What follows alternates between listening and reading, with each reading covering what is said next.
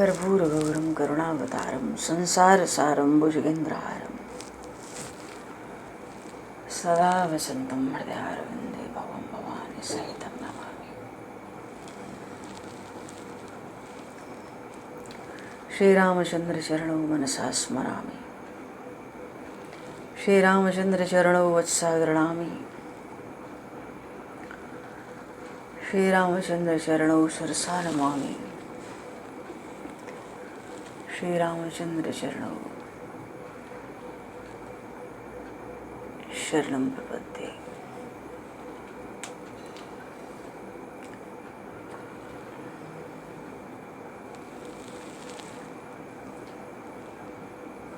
आज श्री कामिका एकादशी, श्रावण मास का कृष्ण पक्ष, पवित्र एकादशी। श्रीमद् भगवद गीता जी में आया, यज्ञ दान तपः कर्म न त्याज्यम कार्यमेव तत्। भगवान की वाणी बड़ी महत्वपूर्ण है। यज्ञ दान और तप रूप जो कर्म है, किसी भी स्थिति में त्याग करने योग्य नहीं है। कई शास्त्रों में भी तप के अंतर्गत ही तो व्रतों की महिमा बताई गई है। और सामान्यतः व्रतों में सर्वोपरि है एकादशी व्रत। जैसे नदियों में गंगा, प्रकाशक तत्वों में सूर्य और देवताओं में भगवान विष्णु की प्रधानता है, वैसे ही व्रतों में एकादशी व्रत की प्रधानता है।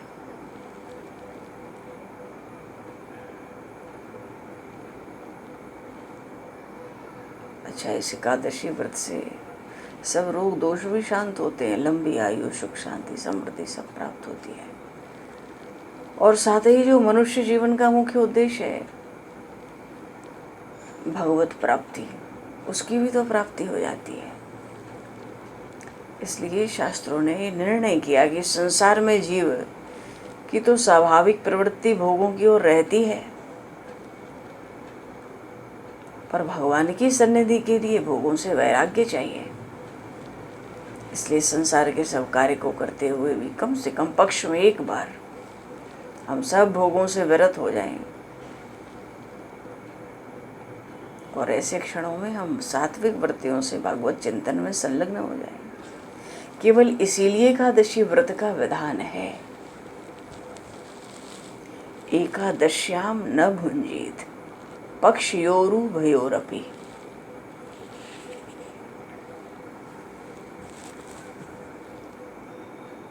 एकादशी, दोनों पक्ष की एकादशी, कृष्ण पक्ष और शुक्ल पक्ष, भोजन नहीं करना चाहिए। और पारण जहाँ तक हो सके चावल खाकर करना चाहिए। इस एकादशी के दिन चावल विशेष रूप से निषेध होता है। जो किसी भी कारणवश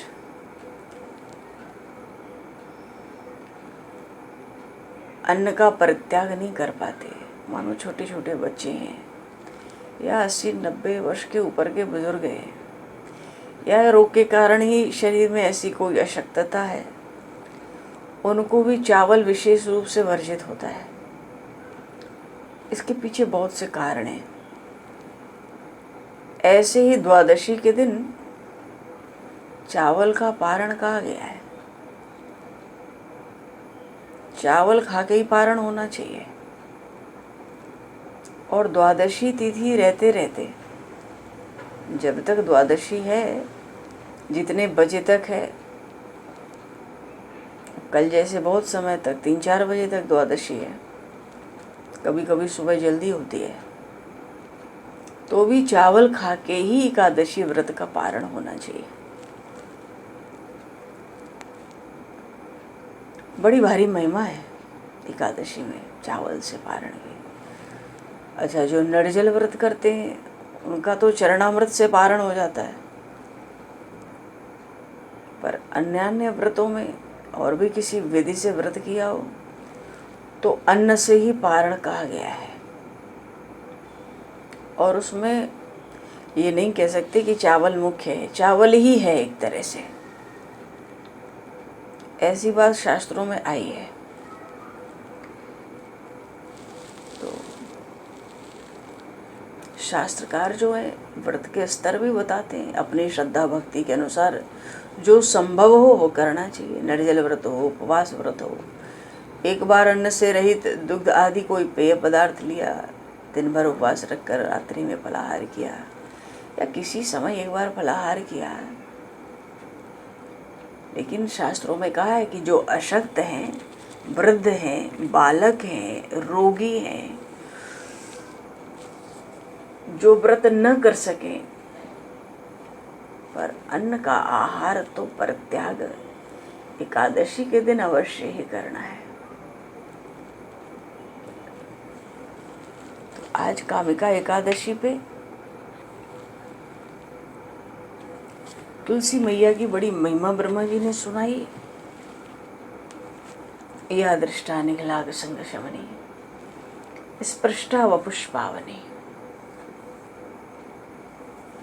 रोगाणाम अभिवंदिता नरसनी, सक्तां तक्तरासिनी, प्रत्याशक्ति विधायिनी, भगवतः कृष्णस्य संरूपता, न्यस्ता तच्चरणे विमुक्त फलदा, तस्यै तुलस्यै नमः। दर्शन से ही सब पाप को हर लेती है। कामिका एकादशी के व्रत में पद्म पुराण में श्लोक आए, माँ तुलसी दर्शन से ही सब पाप हर लेती हैं। स्पर्श हो जाए तो शरीर को पवित्र कर देती हैं, प्रणाम करने से रोगों का निवारण करती हैं, और जल से सींचने पर यमराज को भी भयभीत करती हैं। ऐसा आरोपित किए जाएं तुलसी जी के पौधे, प्रभु के पास ले जाती हैं, भगवान श्री कृष्ण के पास ले जाती हैं, और चरणों में निवेदित की जाए, चढ़ाई जाए तो मोक्ष की, प्रेम की प्राप्ति कराने वाली है। ऐसी तुलसी देवी के चरणों में कोटि कोटि नमन प्रणाम। बोलिए श्री तुलसी मैया की जय। तो आज तुलसी, ये बात क्यों कही गई पद्म पुराण में कामिका एकादशी में कि आज के दिन भगवान श्री कृष्ण का पूजन विशेष है, और उसमें भी दो बात की विशेषता है। एक तो तुलसी की मंजरियों से, तुलसी दल से भगवान का पूजन, मानो भगवान को अर्पित किए जाए, उससे भगवान को बड़ी तृप्ति, बड़ी भारी संतुष्टि होती है। तुलसी की मंजरी अर्पित करने का अर्थ होता है मंजरी के साथ दो तुलसी दल हों, दोनों तरफ। ज़्यादा हों तो उनको निकाल लें, भोग के काम में आते रहते हैं सारा समय। और अगर ऐसी 8 तुलसी मंजरी के साथ दो दो तुलसी दल के साथ अर्पित हों, ऐसा कहा गया है, कोमल कोमल मंजरी हो, दो दो तुलसी दल हो,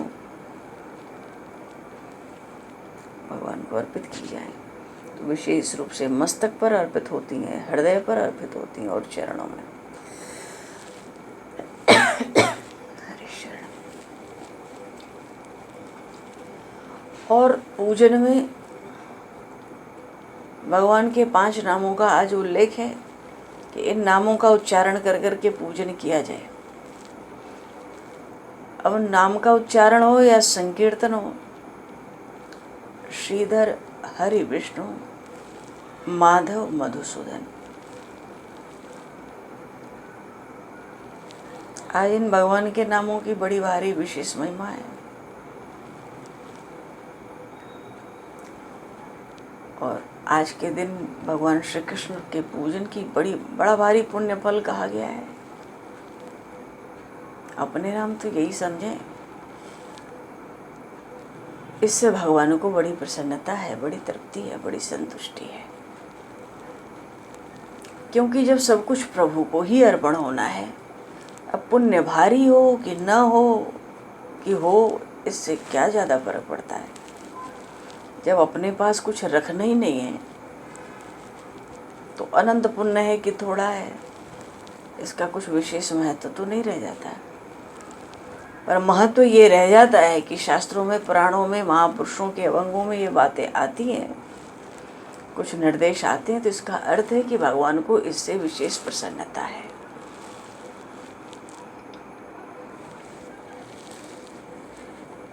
हम लोग भी अब पूजन तो सब एकादशी में दिन में करते ही हैं, थोड़ा रोज की अपेक्षा थोड़ा और समय निकाल के थोड़ी और शुद्धता, पवित्रता और थोड़े विस्तार से ही करते हैं। कुछ समय तो लगाते ही एकादशी पर विशेष, थोड़ा ही सही, पूजन तो सबने किया ही है पर थोड़ा भगवान श्री कृष्ण का मन से और स्मरण कर लेंगे। जागरण की बड़ी भारी महिमा है। भगवान के नाम का कीर्तन करते हुए प्रभु का पूजन, क्योंकि हरिनाम की गर्जना से माया तो अपनी जान लेकर भागती है जी। भगवान भक्ति की प्राप्ति करने के लिए भगवान का भजन और सद्गुरु के चरण की सेवा, ये बात बहुत विशेष रूप से आई है।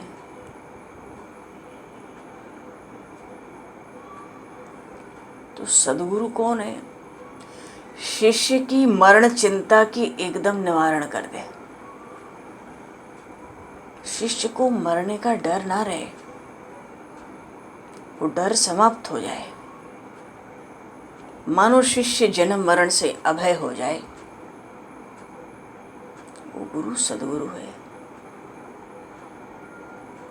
मानो भक्ति प्राप्त कराने के लिए भगवत भजन का ज्ञान करावे, वही सद्गुरु है।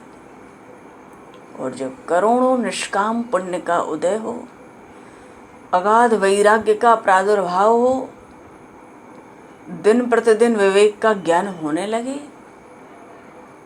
तब सद्गुरु की कृपा तुरंत ही हो जाती है।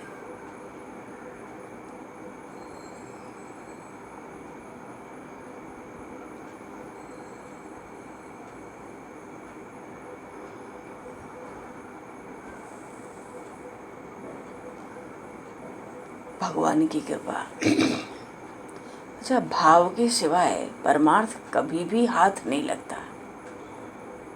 कहते ना, परमात्मा प्रेम के बिना प्राप्त नहीं होता, क्योंकि उसको वश में करने का दूसरा उपाय हो ही नहीं सकता। वो तो परमात्मा है, सर्वनियंता, अनंत शक्ति संपन्न। जो प्रभु इतने बड़े हैं, वो भाव से ही हाथ लग सकते हैं। तो सब साधन का मूल तो सद्भाव ही है। और ये जो सद्भाव है, कोई मन का विलास नहीं है,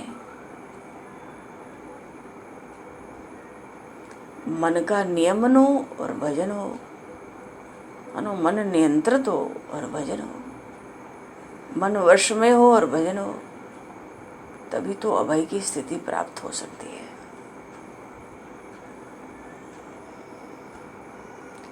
कहते ना, प्रपंच तो झूठा है, फिर भी सत्य मालूम पड़ता है। जैसे लोभी पे बड़ा धन होता है, फिर भी उसकी वासना नहीं छूटती, मन में बार बार धन की याद करता है, तो मूर्खता ही प्रदर्शित करता है। पर मन तो धन नहीं है ना। धन की याद करने से अपने को ही भूल जाता है, मानो मोह के कारण मूर्ख बन जाता है।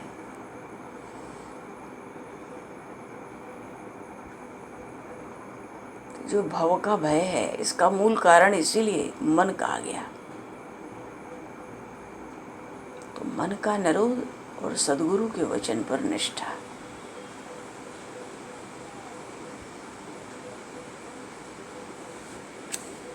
श्रीमद् भागवत में आया, तत्कर्म संकल्प विकल्पकम मनोबुधो निरुंध्यादभयम ततः स्यात्। तब जन्म मरण का भय दूर होता है। माया तो असाध्य रोग कहा गया ना।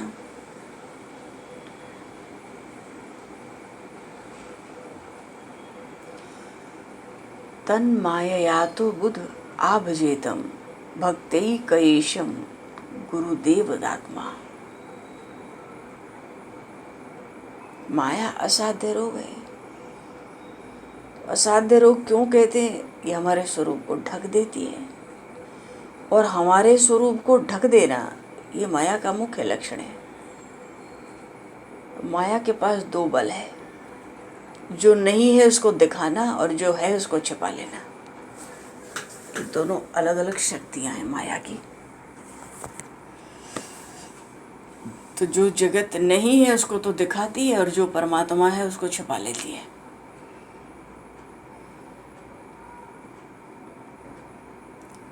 और इस महामाया की निवृत्ति करने के लिए स्वयं भगवान श्री कृष्ण ने महात्मा अर्जुन जी को श्रीमद् भगवद गीता में भगवद भक्ति का उपदेश दिया। क्या? जो मेरी शरण में आता है वो इस माया से पार हो जाता है। भगवान श्री कृष्ण ने ऐसा अर्जुन जी से कहा, बारंबार कहा।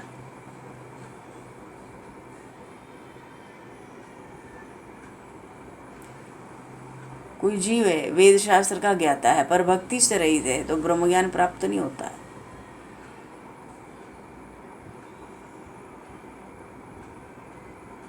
भगवान की भक्ति किए बिना ज्ञान प्राप्त नहीं होता। भगवान की भक्ति किए बिना माया की निवृत्ति नहीं हो सकती।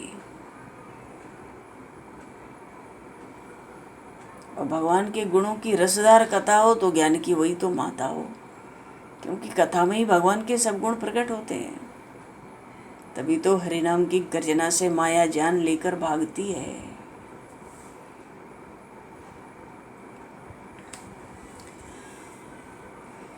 ऐसा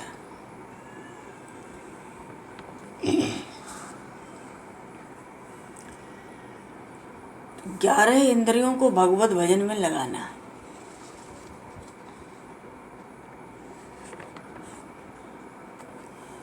माया पर सरलता से विजय प्राप्त हो जाए। विश्वात्मना यत्र निर्वर्तेते भी। माया पर सरलता से विजय प्राप्त हो, इसलिए वेदों ने हरिभक्ति उत्पन्न की है।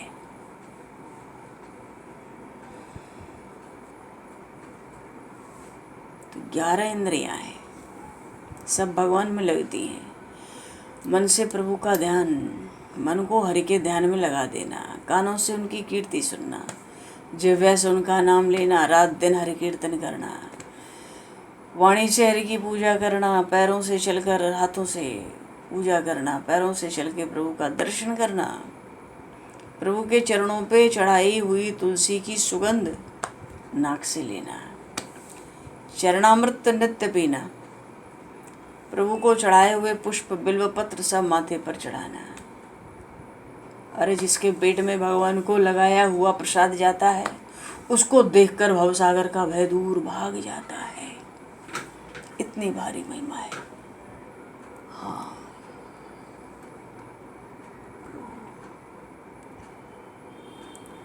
आप भी आओ, लाओ जी। हाँ, भवसागर का भय दूर भाग जाता है। तो जिसका सद्भाव भगवान में, भगवान के प्रेम में जो ओतप्रोत रहता है, श्री कृष्ण का अखंड भजन करता है, उसको भवबंधन कभी कष्ट नहीं देते। वेद पुराण शास्त्र सब इस बात के साक्षी हैं। जहाँ उत्तम भावों से भगवत भजन होता है, सब निर्भय रहते हैं। भगवान खुद कहते हैं, अपने श्रीमुख से कहते हैं, मैं सदा सर्वदा भक्तों के वश में रहता हूँ। अत्यंत प्रेम के वशीभूत होकर अपने चारों हाथ उठाकर चतुर्भुज भगवान कह रहे हैं, मैं केवल शुद्ध भक्ति से ही भक्तों के वश में होता हूँ। ये वही भागवता प्रोक्ता उपाय है, आत्मलब्ध है।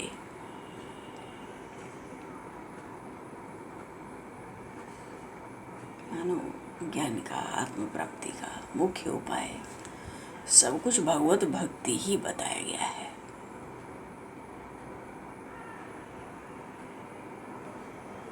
भक्ति भाव होने से डूबने का भय नहीं रहता।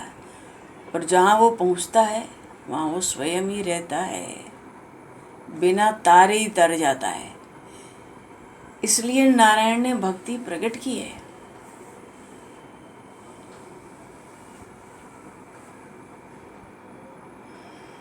भगवान खुद कहते हैं, जो मुझे बसता है मैं पग पग पर रक्षा करता हूँ। बोलिए श्री भक्तवत्सल भगवान की जय। हरि भक्ति की महिमा का गान का कोई अंत नहीं है, न आदि है न अंत है।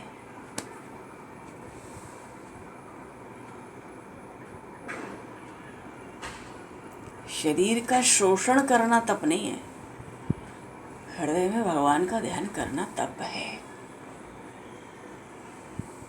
जो द्वंद्व को सहने की शक्ति है उसी को तो तितिक्षा कहते हैं।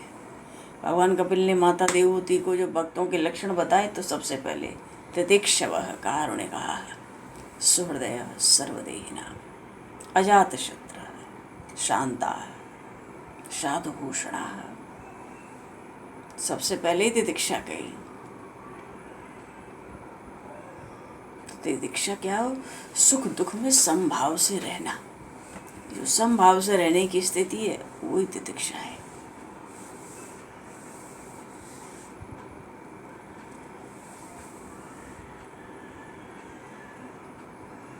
अच्छा, बोली श्री भक्तवत्सल भगवान की जय।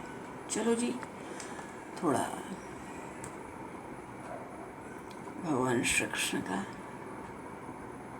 मन से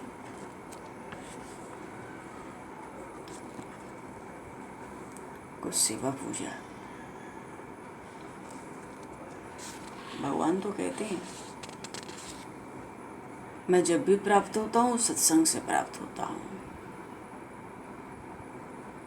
यथा वरुंधे सत्संग सर्वसंगा पवो हिमाम न रोदयति माम योगो न सांख्यम धर्म एव च न स्वाध्यायस्तपस्त्यागो निष्ठापूर्तम न दक्षिणा। व्रतानि यज्ञश्छन्दांसि तीर्थानि नियमायमाः यथा वरुंधे सत्संगः सर्वसंगा पहो हिमाम।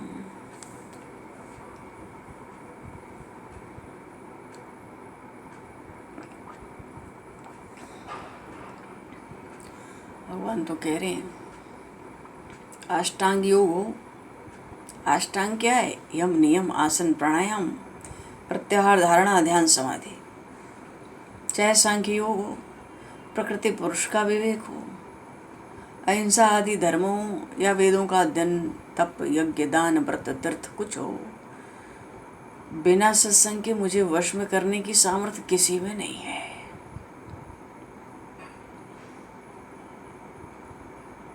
अष्टांग योग में जो सिद्धि है ठग लेती है। सांख्य योग में धनमान की इच्छा रहती है। अहिंसा धर्म का पालन करो तो अभिमान आ जाता है। केवल वेदों के अध्ययन से मैं प्राप्त होता नहीं। तपस्वी को क्रोध आ जाता है। ध्यान यज्ञ करो तो स्वर्ग के भोग का अड़ंगा लगा रहता है। तीर्थ यात्रा में जाओ तो आधे क्षण को शांति नहीं मिलती। पर महापुरुषों के उपदेश से, उनकी वाणी से सब सिद्धियां प्राप्त होती हैं।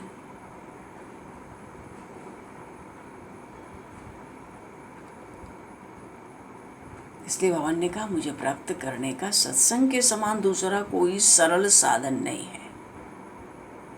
क्यों? सत्संग भक्त को मेरी योग्यता प्राप्त कराता है। ऐसे सत्संग की महिमा है। तो सत्संगे नहीं दैत्या तो या तो दाना मृगा खगा, चाहे जो हो, जड़ मूड राजस तामस कोई योनि हो, दैत्य दानव निशाचर पक्षी पशु गंधर्व अप्सरा सिद्धचारण।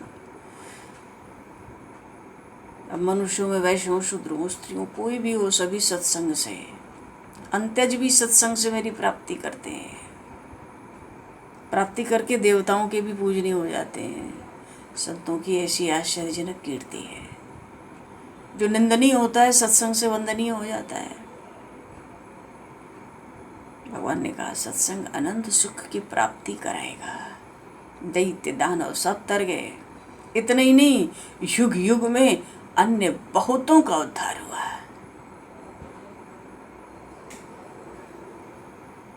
वृत्तासुर को देखो, और यहाँ पर तो भगवान ने सबके नाम का स्मरण किया।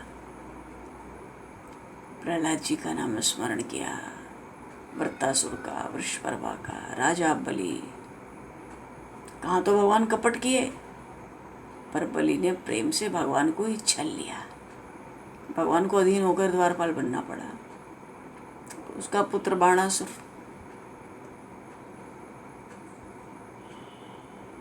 विभीषण जी को भी तो सत्संग ही हुआ।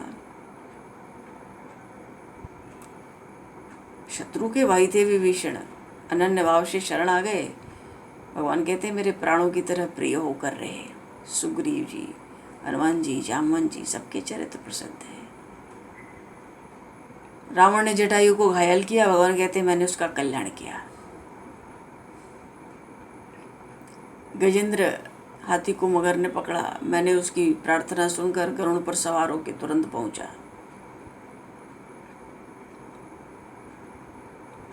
अरे कहाँ कुब्जा, कहाँ निषाद, और गोकुल की गोपियों ने संसार का त्याग कर मनसा वाचा कर्मणा मेरे में भक्ति की, मेरे चरणों को प्राप्त कर लिया। यज्ञ पत्नियां देखो, वो श्री कृष्ण वेद शास्त्र से बाहर है। भगवान खुद कहते हैं मैं वेद शास्त्रों से बाहर हूँ, ग्वाला हूँ। वैसे भगवान की पूजा कैसे हो भाई?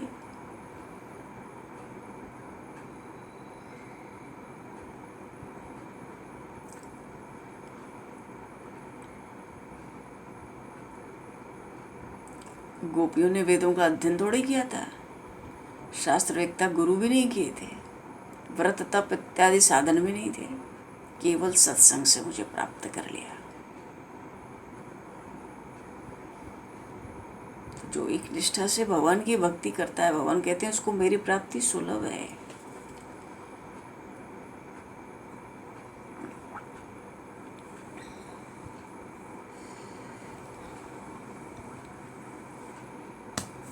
बोलिए श्री भक्तवत्सल भगवान की जय। भगवान श्री कृष्ण चंद्र के महाराज की जय।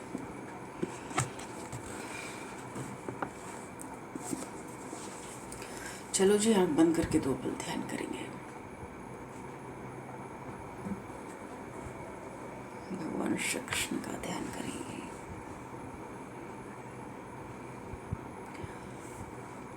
वंशी विभूषित करार्णवनीरदावात्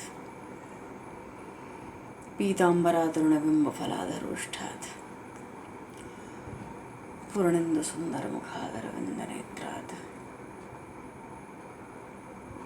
कृष्णात् परं किमपि तत्त्वमहं न जाने।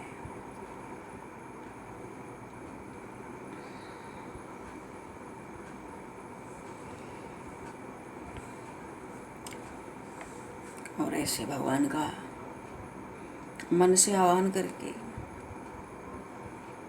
श्री कृष्णाय नमः आवाहनार्थे पुष्पाणि समर्पयामि मनसा परिकल्प समर्पयामि।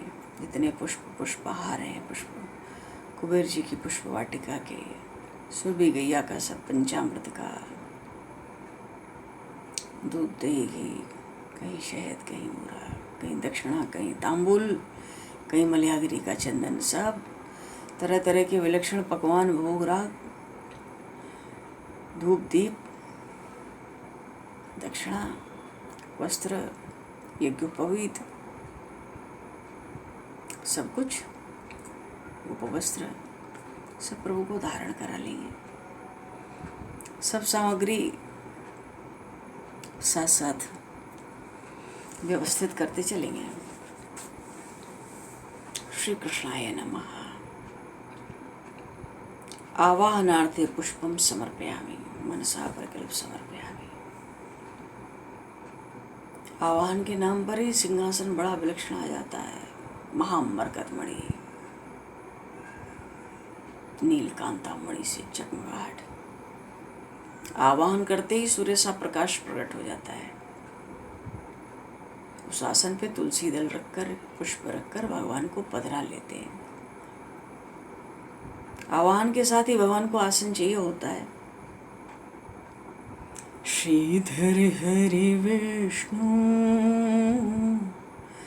माधव मधुसूदन, श्रीधर हरि विष्णु माधव मधुसूदन, श्रीधर हरि विष्णु माधव।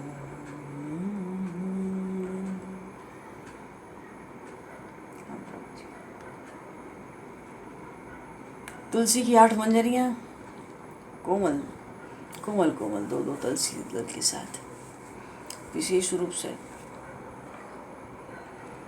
बढ़िया बढ़िया इत्र चंदन भोग राग सब। तो भगवान को आवाहन के लिए पुष्प अर्पित करके आसन दे देंगे। श्री कृष्णाय नमः आसनार्थे पुष्पाणि समर्पयामि अथवा तुलसी पत्राणि समर्पयामि मनसा प्रकल्प समर्पयामि।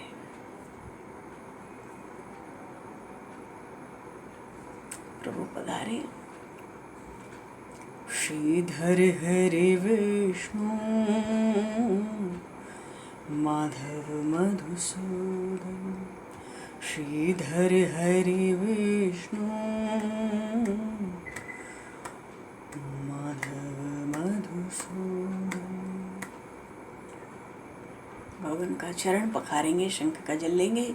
गंगोदकम नर्मलम च सर्वसौगंध्य संयुतम पाद प्रक्षालनार्थ दत्तम में प्रतिगृह्यताम। श्री कृष्णाय नमः पाद्योपाद्यम समर्पयामि मनसा प्रकल्प समर्पयामि। अरे इन चरणों की बड़ी भारी महिमा हुई।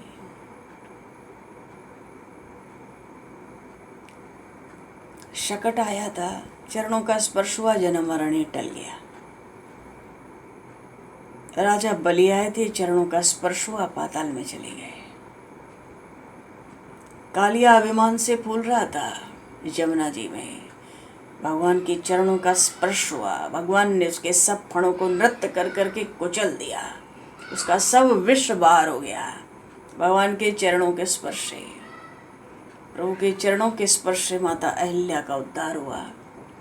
ऐसे भगवान के चरण कमलों का प्रक्षालन पाद्योपाद्यम समर्पयामि मनसा प्रकल्प समर्पयामि।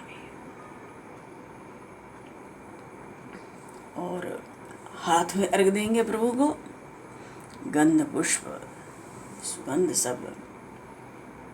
ज्ञान मया दत्तम प्रसन्नो वरदो भव, प्रसन्न हो के प्रभु स्वीकार करो। श्री कृष्णाय नमः हस्त्योरर्घ्यं समर्पयामि मनसा प्रकल्प समर्पयामि। आचमन करा लेंगे, मुखे आचमनीयं जलम समर्पयामि मनसा प्रकल्प समर्पयामि। अब स्नान कराना है, तो आज तो पंचामृत स्नान वैसे भी विशेष होता है। स्वर्गीय मंदाकिनी का कलश है, सुगंधित भी है और शुद्ध जल भी है। अन्यान्य और भी जो बढ़िया लगे। मंदाकिन्यास तो यदवारी सर्वपापहरं श्रवम, अब क्या चाहिए। और श्री कृष्णाय नमः स्नानियं जलम समर्पयामि मनसा प्रकल्प समर्पयामि। बढ़िया सुंदर बिठा के आसन पर भगवान को स्वर्ग की मंदाकिनी के कलश से स्नान कराएंगे, आचमन करा देंगे। स्नानांते आचमने जलम समर्पयामि। अब पंचामृत के लिए दूध का पात्र ले लें, स्वर्ग की वेद लक्षणा की या का दूध। श्री कृष्णाय नमः पय स्नानम समर्पयामि मनसा प्रकल्प समर्पयामि। थोड़ी जल की धार छोड़िए। श्री कृष्णाय नमः दधि स्नानम समर्पयामि मनसा प्रकल्प समर्पयामि।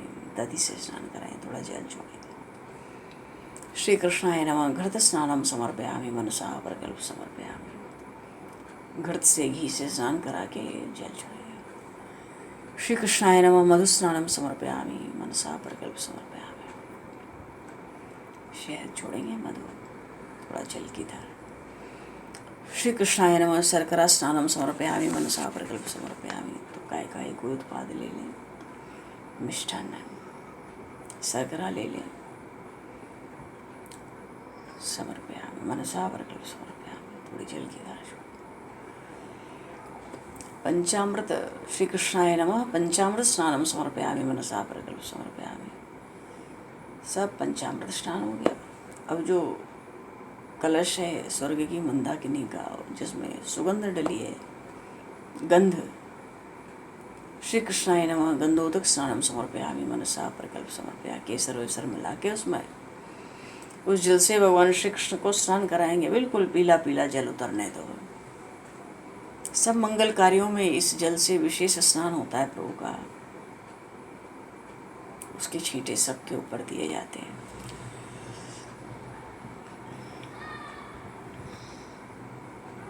भगवान श्री कृष्ण का जब प्रागट्य हुआ था, गोपियाँ जल में हल्दी और तेल डालकर घोल बनाकर सबके ऊपर छिड़कती थी।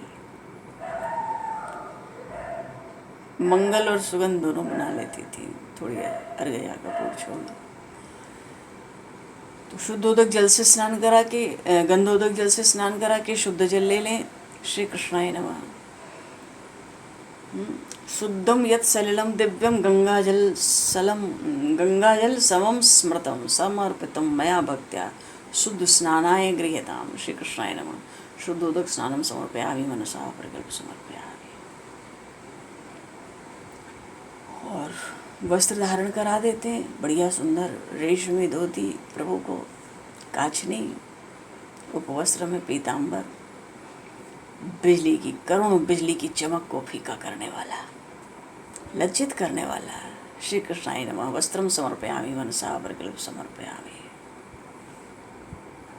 कस दो काचनी प्रभु को। उपवस्त्र भक्त्या समर्पितम देव प्रसीद परमेश्वर। भक्तों के द्वारा अर्पित प्रभु इस उपवस्त्र को भी स्वीकार करके प्रसन्न हो। श्री कृष्णाय नमः। उपवस्त्रम समर्पयामि मनसा प्रकल्प समर्पयामि। आचमन करा दो। आचमनम जलम समर्पयामि मनसा। यज्ञोपवीत लेंगे। श्री कृष्णाय नमः। यज्ञोपवीतम समर्पयामि। यज्ञोपवीतान्ते आचमनीय जलम समर्पयामि। जलम च समर्पयामि मनसा प्रकल्प समर्पयामि। बढ़िया सुंदर पीला जनेऊ प्रभु को। भगवान तो ऐसे इतने चमचम नीलवर्ण, ऐसा लगता है जनेऊ मानो इंद्रधनुष ही प्रकट हो गया हो आकाश में, मेघ में। गंध ले ले चंदन, मलयागिरी का पात्र उठावें। श्रीखंडम चंदनम दिव्यम गंधाढ़ सुमनोहरम। लेके लेप करेंगे प्रभु को। भगवान केसर कस्तूरी का विशेष तिलक धारण करते हैं भगवान श्री कृष्ण। श्री कृष्णाय नमः। चंदनम समर्पयामि मनसा प्रकल्प समर्पयामि।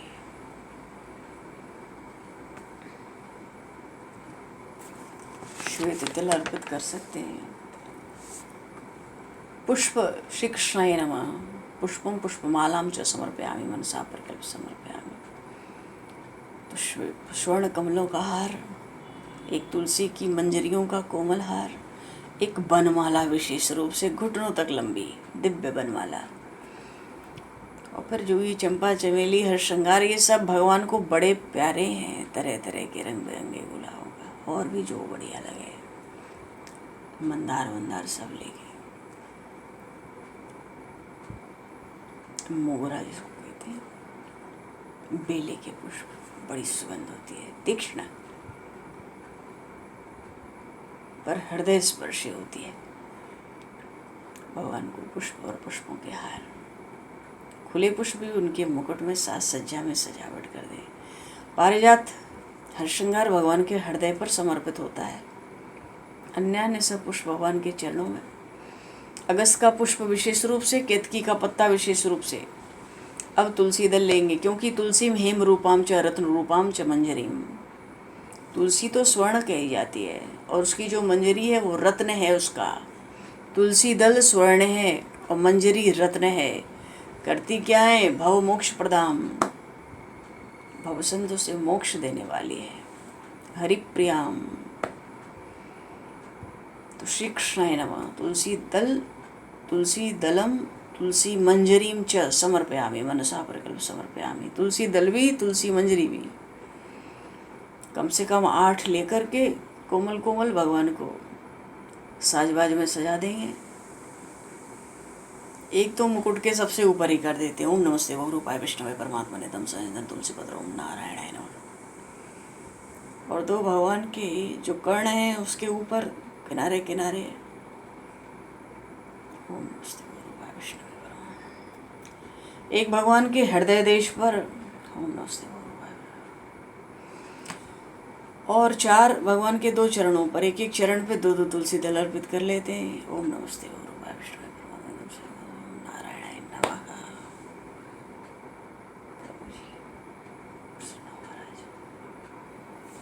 दुर्वांकुरान ले लो, दुर्वा श्री कृष्णाय नमः दुर्वांकुरान समर्पयामि मनसा वर्गल समर्पयामि। तरह तरह के आभूषणों का साजवाज होने दो, श्री कृष्णाय नमः नाना विधानि आभूषणानि समर्पयामि मनसा वर्गल समर्पयामि। बढ़िया सुंदर कौस्तुभ मणि तो प्रभु पहले ही धारण किए रहे थे।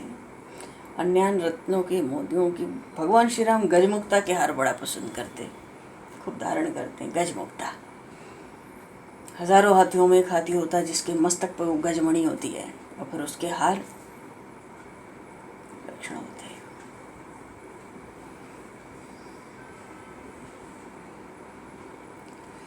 अच्छा, तरह तरह से भगवान को कटी देश में, चरणों में कंकण किंकण सब कुछ, बाजूबंद सब सुंदर सुंदर अंगूठियाँ, अद्भुत शोभा है। इत्र ले बढ़िया सुगंधित सुगंधित तेल, श्री कृष्णाय नमः सुगंधित तैलादि द्रव्यम समर्पयामि मनसा प्रकल्प समर्पयामि। ऐसी चमचम है, अब न जाने कितना चमचम हो जाएंगे, इतना हो जाएंगे आँख चौंधियाने लगेगी, बंद हो जाएगी। भगवान को सुंदर सुंदर इत्र से जब मालिश हो जाती है, भगवान को धूप दिखाएंगे, श्री कृष्णाय नमः धूप माग्रापयामि मनसा प्रकल्प समर्पयामि। तुलसी काष्ठ की भी धूप एक तरफ अवश्य दिखावें। तुलसी काष्ठ से दीप को प्रज्वलित करके धूप दिखा दें, और जो दीप प्रज्वलित है धूप के बाद दीप ही होता है, तो श्री कृष्णाय नमः दीपम दर्शयामि मनसा प्रकल्प समर्पयामि। दीप तो दिखाएं, कपूर भी दिखा सकते हैं, और सुरभि गैया के तो फिर दीप बना ही लेंगे उनके घी में सुगंधित। इसके अलावा मणिमय दीपों से भी, मणिमय दीप भी, जब मन की सेवा है तो क्या पूछना है। काय बात की कंजूसी, क्या है क्या नहीं है, क्या अभाव है, क्या प्रश्न ही नहीं है। भगवान श्री कृष्ण को मणिमय 5 दीप अवश्य अर्पित किए जाएं। क्या शोभा, क्या प्रकाश, क्या सौंदर्य, लावण्य निधि प्रभु। दीप के बाद हाथ जरूर धो ले हम लोग। दीपांते हस्तो प्रक्षाल्य, भोग लगा दें बढ़िया सुंदर अमृत रूपी नैवेद्य, अमृत के समान। त्वदीयं वस्तु गोविंद तुभ्यमेव समर्पये गृहाण सुमुखो भूत्वा प्रसीद परमेश्वर। श्री कृष्णाय नमः नैवेद्यं निवेदयामि, मध्ये पानीयं जलं समर्पयामि, आचमनीयं जलं च समर्पयामि, मनसा प्रकल्प समर्पयामि। बढ़िया बढ़िया भोग राग अपने अपने पसंद से। माखन मिश्री रखना मत भूलियो अभी।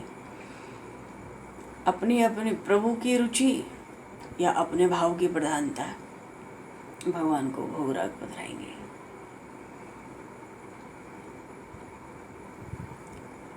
हाँ, प्रभु को चक व्यंजनों पकवानों कुछ हो सब, और मिष्ठान्न तो बड़ा प्रिय प्रभु को।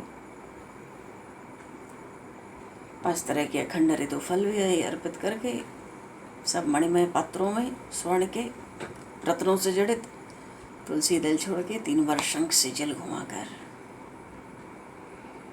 मध्य पानीयम समर्पयामि उत्तरापुष्पम समर्पयामि, एक तरफ जल छोड़ देंगे।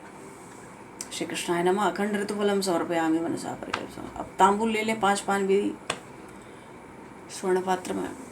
श्री कृष्णाय नमः एलालम पूगी फल सहितम, पूगी फल युतम तांबूलम समर्पयामि मनसा प्रकल्प समर्पयामि। इलायची, लौंग, पूगी फल, ये सब तांबूल अब एक पात्र में दक्षिणा ले लें, स्वर्ण मुद्राएं भगवान को अर्पित करेंगे, क्योंकि दक्षिणा प्रेम सहिता यथाशक्ति समर्पिता अनंत फल धामे नाम गृहाण परमेश्वर।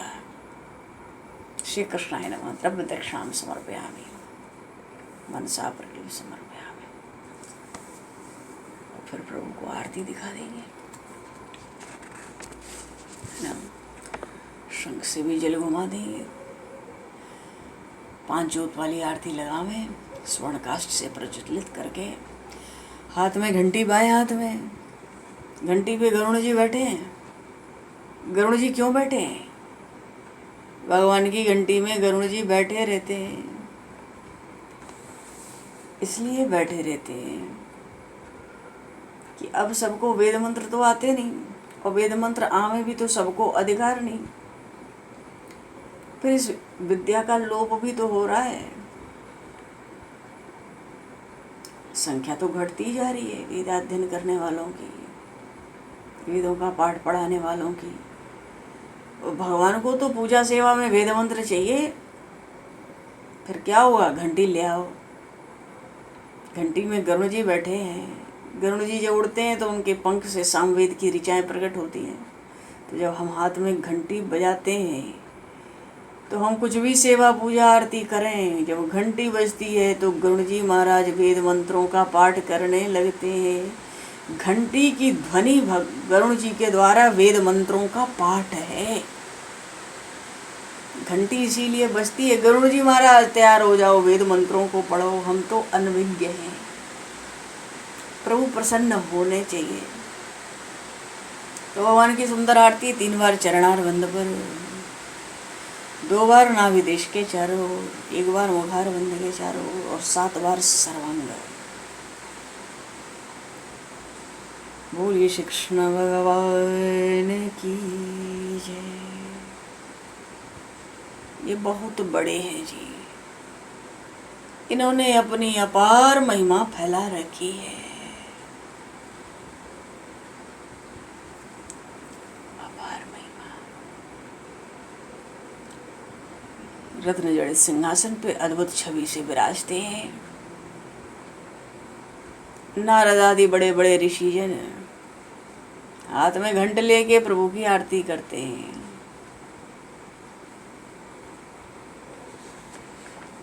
हाँ,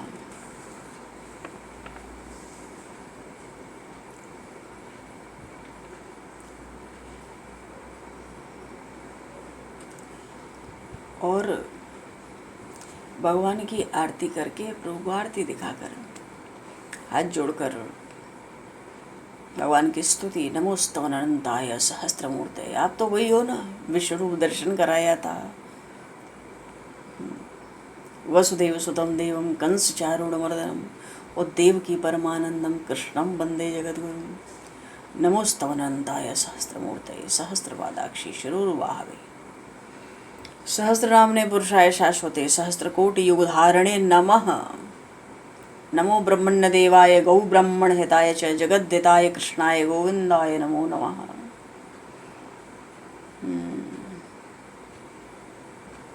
कृष्णाय वासुदेवाय देवकी नंदनाय च नंदगोप कुमाराय गोविंदाय नमो नमः।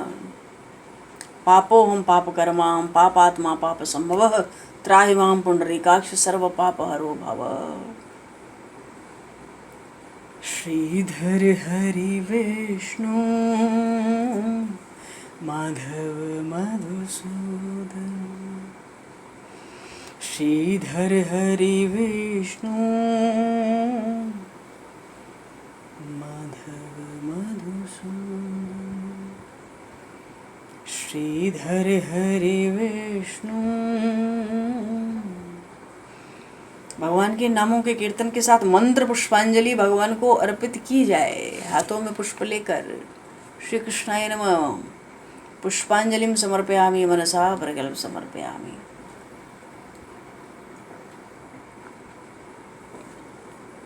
और भगवान की प्रदक्षिणा परिक्रमा लगाएंगे। यानी गानी च पापानि जन्मांतर कृतानि च तानि सर्वाणि नश्यन्तु प्रदक्षिण पदे पदे। श्री कृष्णाय नमः प्रदक्षिणां समर्पयामि मनसा प्रकल्प समर्पयामि। 4 परिक्रमा लगाएंगे कीर्तन करते हुए। श्रीधर हरि विष्णु माधव मधुसूदन, श्रीधर हरि विष्णु माधव मधुसूदन। बोलिए श्री कृष्णचंद्र भगवान की, श्री बालकृष्ण लाल की, श्री राधा कृष्णाभ्याम नमः।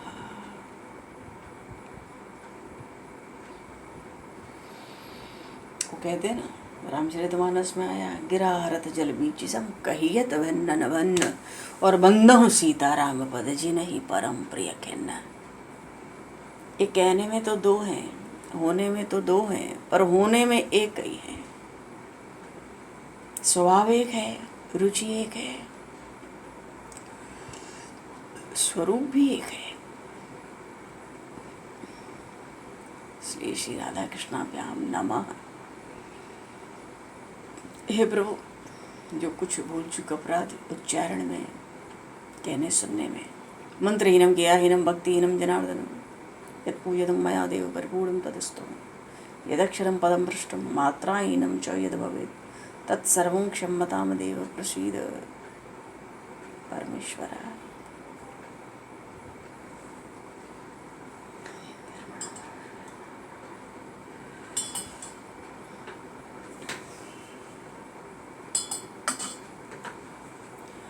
हरे नमः हरे नमः हरे नमः। अब भगवान बोल इस तुलसी मैया की जय। जो कोई जय, श्री तुलसी महारानी की जय, श्री कामिका एकादशी जागरण महोत्सव की जय,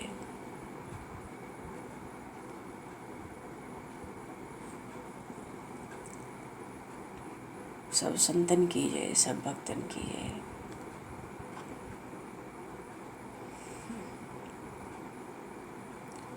सदगुरुदेव भगवान की जय। तो भगवान समय को दर्शित करते हुए अब प्रभु कृपा से यहीं पर वाणी को विराम। वाक्य पुष्पांजलि प्रभु के श्री चरणों में सादर समर्पित। आप सभी को भी यथा योग्य जय श्री राम, जय जय श्री